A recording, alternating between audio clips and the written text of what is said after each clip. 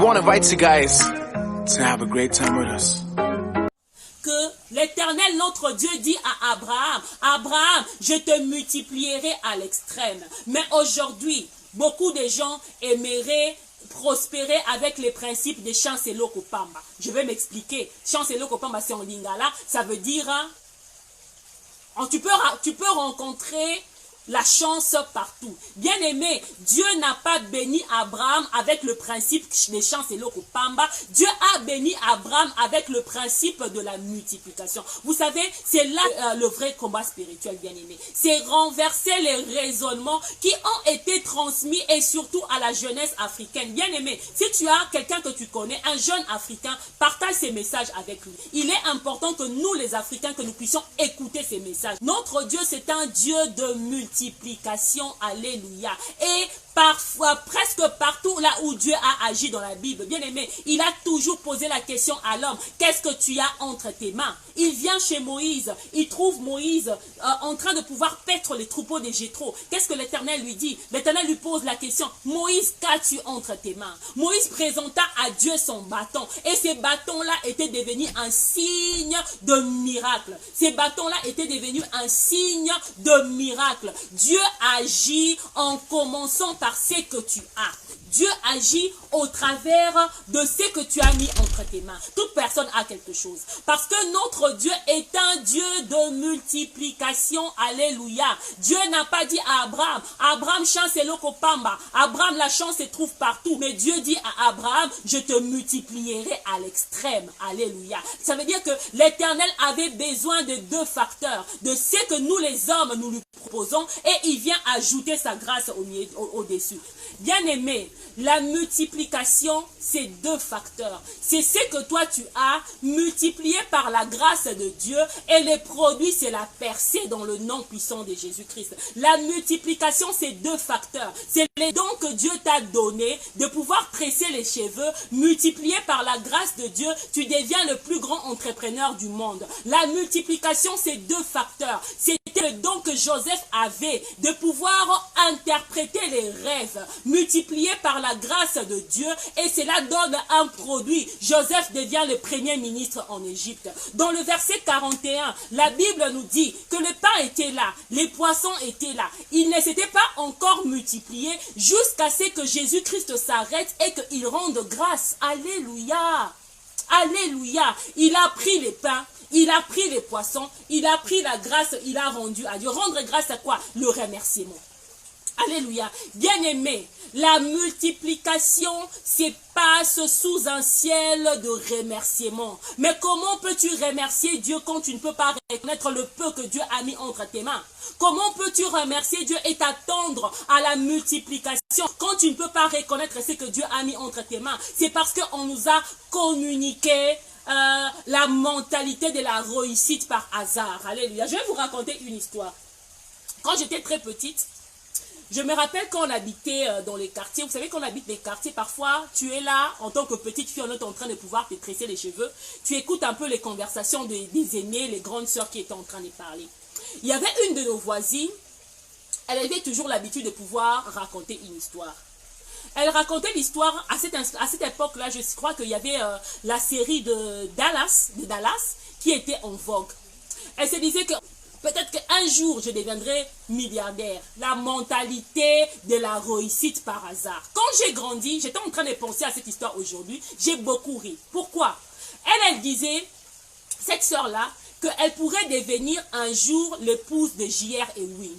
C'est qu'elle ne connaissait pas. J.R. Ewing n'existe pas. Alléluia. C'était un personnage de Hollywood. Parce que le monsieur en question, il s'appelle Larry Hagman. Il ne s'appelle pas J.R. Ewing. Ça veut dire qu'elle a un rêve qui est basé sur les hasards. Les gens qui prospèrent ne basent pas leurs rêves sur les hasards, mais ils basent leurs rêves sur le principe de la multiplication. Les gens qui ne prospèrent pas, ils basent leurs rêves sur le principe des hasards. Elle était en train de rêver qu'il y a un jour, J.R. Ewing va venir m'épouser. Or, J.R. Ewing n'existe pas. C'est pas une personne, mais c'est un personnage de Hollywood. Et c'est qu'elle oublie, la maison que J.R. Ewing, dans laquelle J.R. Ewing était en train de pouvoir tourner les films, ne lui appartenait même pas. Alléluia. C'est une maison que le producteur avait louée pour faire le film. Oh, bien aimé, la parole de Dieu, elle est bonne. Alléluia. La parole de Dieu, elle est bonne. Aimons la parole de Dieu. Aimons ces dieux-là. Si tu crois à cette parole, écris Amen. Si tu as des enfants adolescents, bien aimé, s'il y a quelqu'un qui nous suit, qui a des enfants adolescents, partage cette vidéo avec nos enfants. Nos enfants évoluent dans un monde, même ce qu'on entend dans les médias, c'est que nos enfants reçoivent comme repère. C'est quoi? La réussite par les hasards. C'est la réussite par le hasard. Moi, j'aime appeler ça la mentalité du loto. Alléluia. Bien aimé, avec la mentalité du loto, tu n'iras pas de l'avant. Pourquoi? Je vais vous expliquer. Essayez de remarquer dans la vie que toutes les personnes qui gagnent au loto finissent par perdre leur argent. Et quand ils perdent leur argent, ils n'arrivent plus jamais à pouvoir se relever. Pourquoi? Bien aimé, j'aimerais te dire quelque chose. Dans la vie, il ne faut pas réussir par hasard. Alléluia. Dans la vie, si tu réussis par hasard et que tu arrives à tomber, tu ne sauras pas te relever parce que tu avais bâti ta prospérité sur les hasards. Alléluia. Or, notre Dieu, quand il bâtit quelque chose, il bâtit par exemple des édifices qui sont solides. Alléluia. Bien aimé, tu peux réussir par la multiplication. Tu peux réussir juste à cause d'un talent. Tu peux réussir juste à cause de ce que toi tu considères étant petit. La Bible dit, ne méprisez pas le faible début. Je ne sais pas ce que tu as entre tes mains, mais j'aimerais te dire que tu as quelque chose entre tes mains. Je sais que peut-être que tu te dis que cela est petit, mais n'oublie pas que notre Dieu, c'est un Dieu de multiplication. Il a dit à Abraham, je te multiplierai à l'extrême. Quittons la mentalité des chancellots au Pamba, alléluia. Quittons la mentalité que la chance, on peut la trouver partout. Mais entrons dans les principes de l'Éternel qui sont la multiplication. Même Jésus-Christ avait eu besoin de 5 pains et de 2 poissons pour pouvoir multiplier, alléluia. Même la femme de Sarepta, elle avait besoin de ces peu d'huile-là qui étaient dans sa maison, afin que cette huile-là soit capable de pouvoir se multiplier. Ne réussis pas par hasard dans ta vie. Alléluia. Avec l'Éternel, nous ne réussissons pas par hasard. Mais avec l'Éternel, quand nous réussissons, c'est pour partir de l'avant. Quittons la mentalité du loto. Quittons la mentalité du loto, quittons la mentalité du hasard et entrons dans la mentalité de la multiplication. Il y a un élément qui est très dangereux dans l'opération de la multiplication. Cet élément-là s'appelle 0.